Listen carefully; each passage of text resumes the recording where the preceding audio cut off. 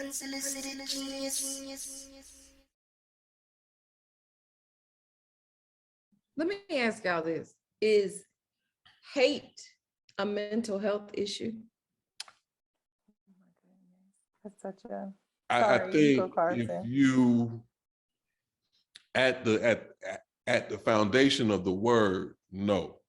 And we got a lot more stuff to talk about, but in our I know I history put together, it in we there, talked but yeah. about relationships and things like that. And so we'll get into some of that later.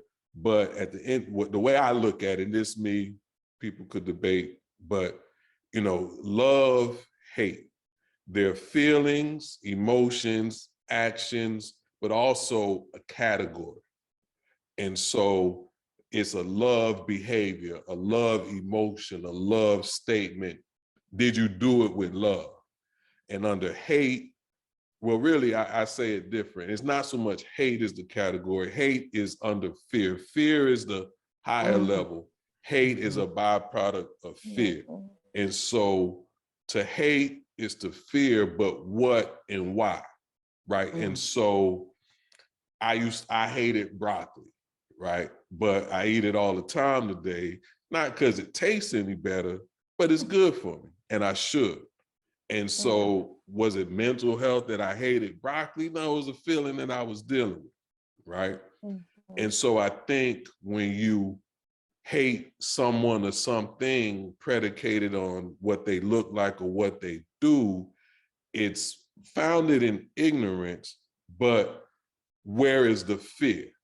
And I think there's some who, when we talk about race relations, may clutch their purse, look the other way, make racist comments, racist jokes that's based in the fear, based in the hate, but it's not psychotic.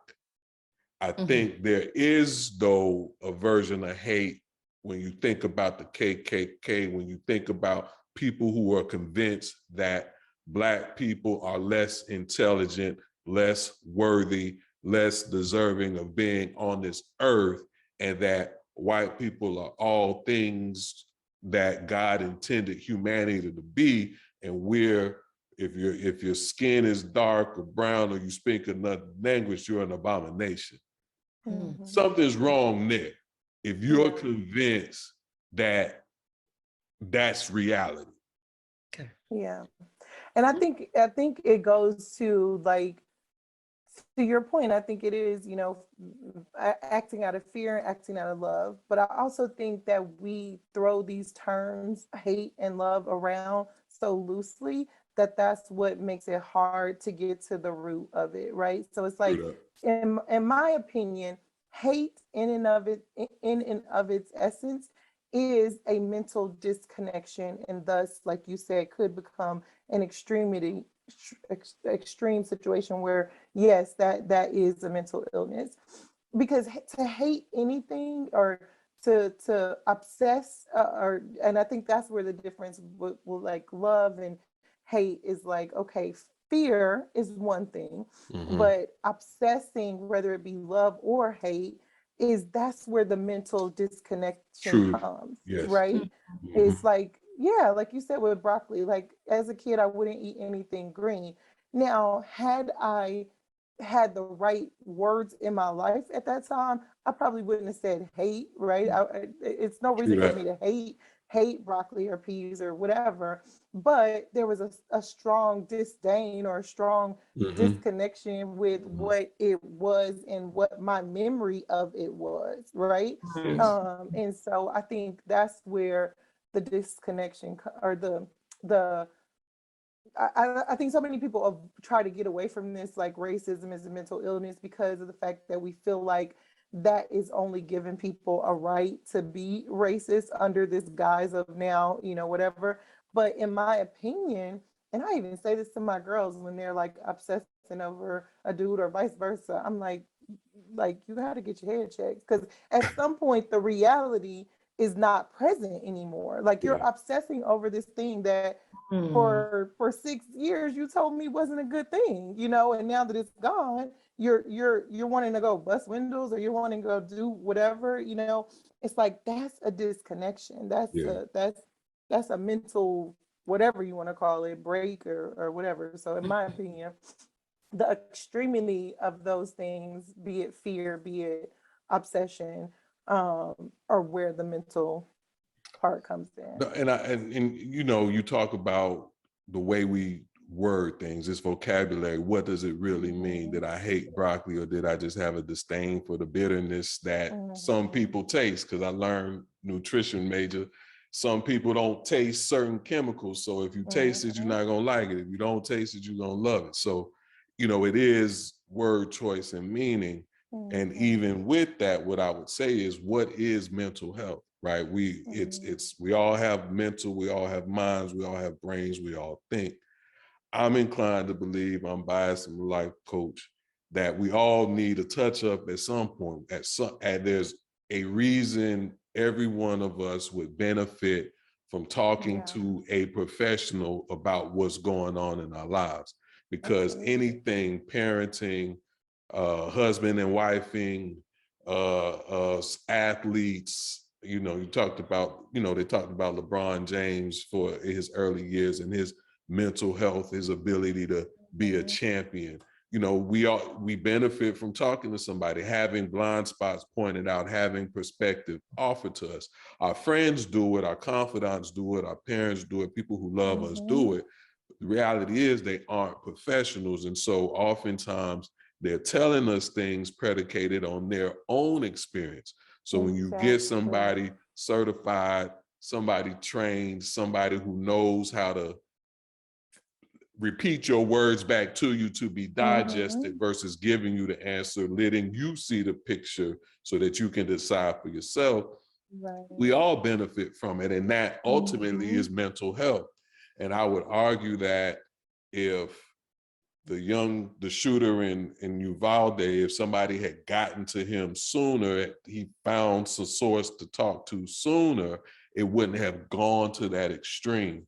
The shooter in Buffalo, if somebody had intervened and stopped him from receiving the poison that he was receiving, it wouldn't have happened.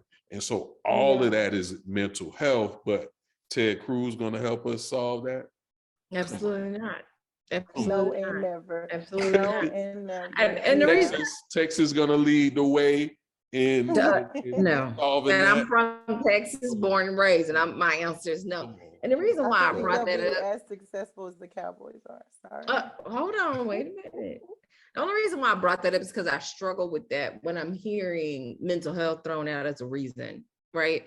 I'm like, no, he hated Black people. No, it's different than that. And both of you offered a very good answer to help me when I'm listening to talk radio on my way to work. And I'm like, no, there's two different things. So I appreciate you going down that road to answer. I think justice should be served. You know, I'm not versed enough in how, you know, in the court of law, when people claim mental health versus the full justice being applied.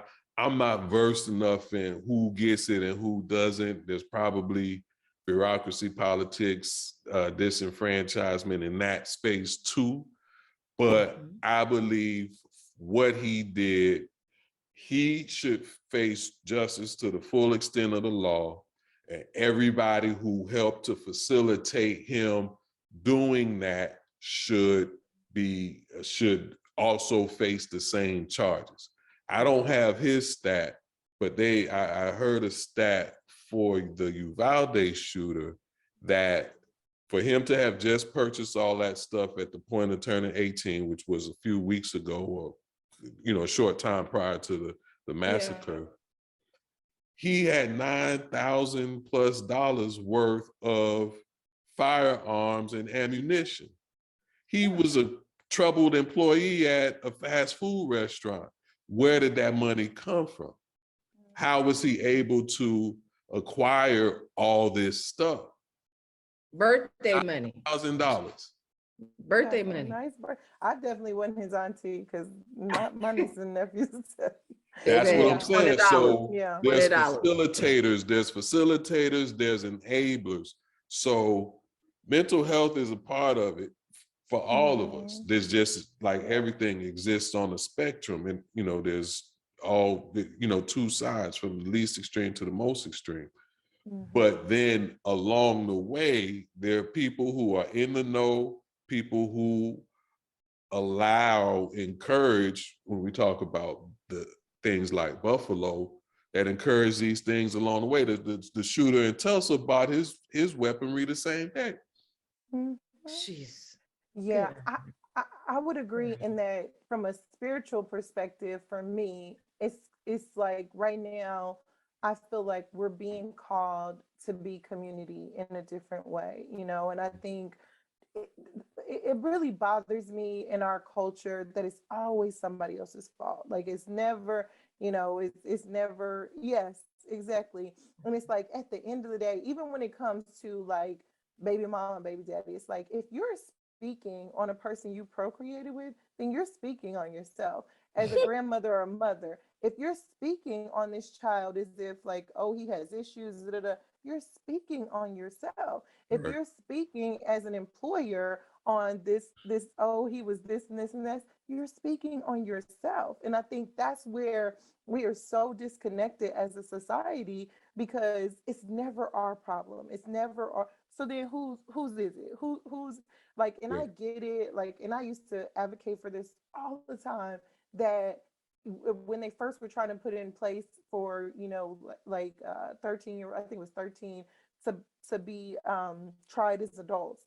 I'm like, at what point are the parents going to be, and I don't have children, so that's where everybody kind of pointed their finger at me and said, you don't know, like you can raise your child exactly right and they still come in. I'm not saying that. But what I am saying is that if your child has this many thousands of dollars of ammunition in the house, at some point you need to be held accountable. And I'm sorry, but it's not just him. And as a community, we're not paying attention. I will say, like, after all this happened, one of my friends, we were talking, and she has 2 children, and she was like, as horrible as the situation this is, it really made me be more intentional with my own kids, and not just moving and The really day to day. Yeah. yes. And I see that all the time. I see people say like, oh, I don't know how my kid got this or did that. And I'm like, are you paying attention? Because I was around them 10 minutes and I realized that they were, and I, brought it up to you. And I get it. We all have competing things in our life, but it takes community is really what it comes back to. I prefer my life lessons not be predicated on death, especially children.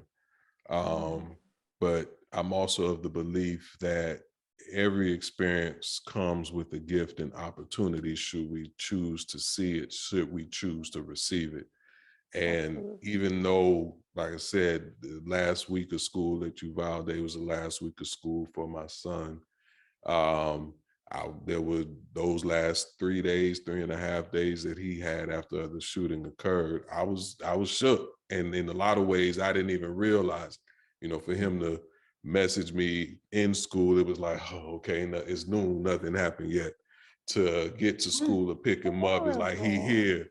It's like we sitting in this parking lot waiting, in the pickup line. If they wanted us, we all here sitting ducks, where I'm gonna go, where I'm gonna run. And then the last day was a half day, and it was like, Lord, baby Jesus, please, let's just get it, go home. And at the end of the day, right, we got a school, we had a church, we had a grocery store, we had a hospital, we had a highway out in LA, all in the last couple of weeks. So nowhere are we safe from the vitriol and guns, really. But again, the vulnerability of all the children, the frequency at which the children are targeted, whether it be adults like Parkland or children, adults, they're choosing to target the children. Mhm. And So why? Sorry. Why? I know. well, that's just it. I don't know that we can get to the why beyond the fact that hurt people hurt people. They talk about guns don't kill Yeah. people, people kill people. Be on whatever Yeah. side of that perspective that you want. We also know that hurt people hurt people. And so Yeah. the suicide rates, they talk about what really happens with guns. Suicides are going up, have gone up. The people who are committing suicides, there are all type of stats and facts about things that happen that don't have to happen as a result of guns. But it's hurt people, whether it be themselves or if they opt not to focus there, they choose others. The guy, fortunately, he was a pain patients, opioid epidemic. You know, we see what pain can do. He took his own life. So it's the why it's so hard, which is why the common sense laws are what's needed. Absolutely. All right, so we're gonna pause there. We're gonna take a break and we'll be right back. You are listening to Wherever we are, Instagram, Facebook, YouTube, like, if it's something to be liked, subscribe, if it's something to be subscribed to, and follow. That's how we grow our reach. It's how we grow our brand.